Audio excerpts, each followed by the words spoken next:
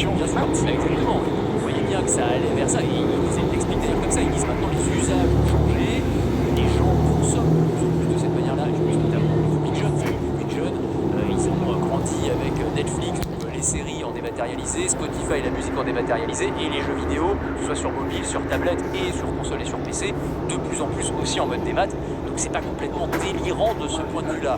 Mais pour tous les gamers qui se respectent, dont je pense vous faites partie comme moi et qui ont grandi avec les bonnes vieilles cartouches, tu allais acheter ton jeu Super Nintendo et tu disposais à vie du droit, j'allais dire, de vie et de mort sur ton jeu. En tout cas, tu le possédais réellement et tu en faisais ce que tu voulais. Tu pouvais le prêter à ton copain, tu pouvais jeter la jaquette ou la garder, tu pouvais le revendre éventuellement. Bref, tu avais un truc à toi.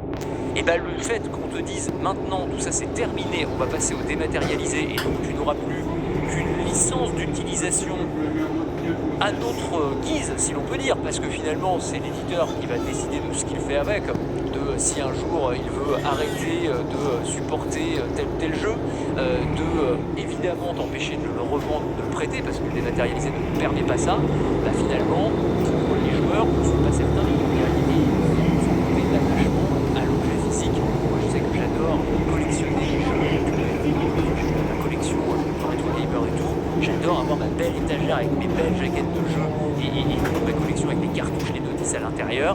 Et c'est vrai que là, c'est vraiment la fin d'une époque. Alors, je ne sais pas si tout le monde est aussi désolé que moi de ce fait, mais moi, je trouve ça assez terrible. Je pense que c'est enfin, on va dire une vision générationnelle. Peut-être que les jeunes sont moins comme ça parce qu'ils ont grandi et vécu dans le dématérialisé. Mais ce qu'il y a, c'est que c'est pas la première fois qu'ils le font.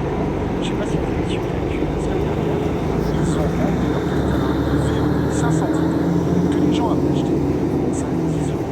Ils ont reçu un enveloppe. C'est quoi ces titres que vous avez achetés, vous avez téléchargé sur la PlayStation, et bien on va les enlever, vous allez pouvoir les utiliser. Alors qu'on les avait achetés. Est-ce que c'est des licences? Mais ça c'est pas du tout en fait, hein. Ça c'est tous les jeux que vous avez chez vous en fait, des licences. Si l'éditeur décide de couper un serveur, parce que ça il y a eu le cas avec Ubisoft il y a pas longtemps, il y a quelques années, ils avaient coupé les serveurs et les joueurs ne pouvaient plus jouer en ligne. Oui, mais c'est marqué dans les. C'est marqué dans la les jeux ne vous appartiennent plus. Ce que vous achetez en dématérialisé sur les plateformes de streaming ne vous appartient pas non plus, les films ne vous appartiennent pas. Donc il suffit qu'il y a l'histoire avec Sony, c'est Disney avec le studio Canal.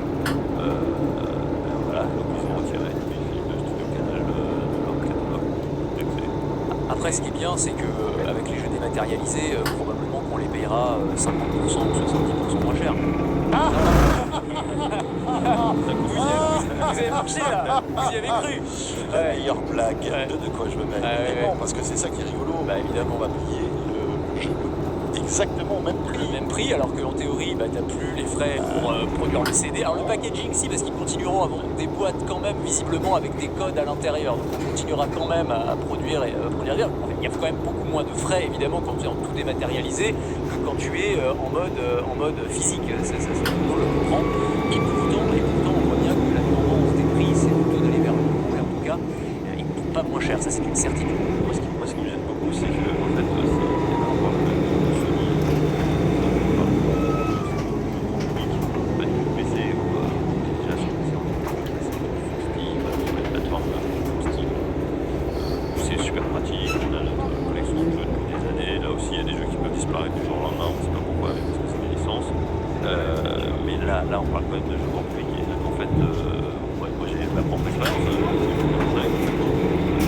y a tout le temps, vous pouvez télécharger un jeu sur la PlayStation. Il faut laisser brancher la console pour de quoi. Donc, en fait, vous allez acheter une clé dans le supermarché du coin. Vous habitez dans une zone où il n'y a toujours pas la fibre. Il y a encore une tas de zones où il y a encore plein d'SL pour rien. Qu'est-ce qui va en fait?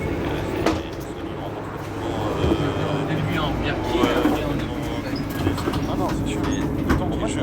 Donc les jeux next-gen, c'est 20, 30, 50, 40, 100 gigas. Ça va pas, je veux dire, aujourd'hui, il n'y a aucune limite. Ah oui, ça va continuer à augmenter. Alors il faut préciser que les jeux qui sont concernés, ce sera à partir de 2028, les nouveaux jeux sortiront.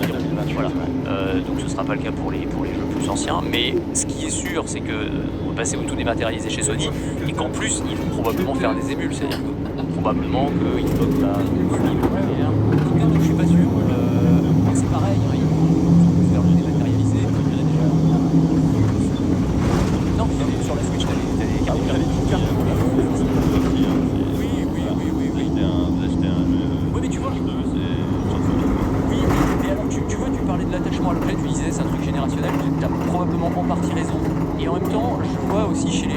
vois ce retour à l'objet, on le voit, les jeunes ils achètent des vinyles par exemple, les jeunes ils achètent même des cassettes audio, tu sais, t'as le retour de la cassette audio, et avec plein d'artistes récents, contemporains qui sortent des cassettes audio, et ceux qui achètent et qui achètent le Walkman qui va avec, c'est les jeunes générations. Donc t'as quand même ce truc, cet attachement presque charnel à l'objet, surtout pour des jeux auxquels tu es particulièrement attaché pour des raisons sentimentales, parce que t'es fan. Moi je sais qu'il y a certaines sagas que je suis depuis le début ou depuis très très longtemps, et je veux avoir le jeu physique. Je pense que des jeux comme Fire Emblem par exemple, c'est des jeux Nintendo, pour l'instant ils sont pas concernés, mais par exemple je les ai tous en plus, je les ai en boîte avec la notice, et pour moi c'est un vrai truc de collectionneur. T'as envie d'avoir ce truc là parce que t'as un attachement, parce que c'est un peu épuré des sensations, et t'as pas envie d'avoir, enfin t'as envie de charger les mains, parce que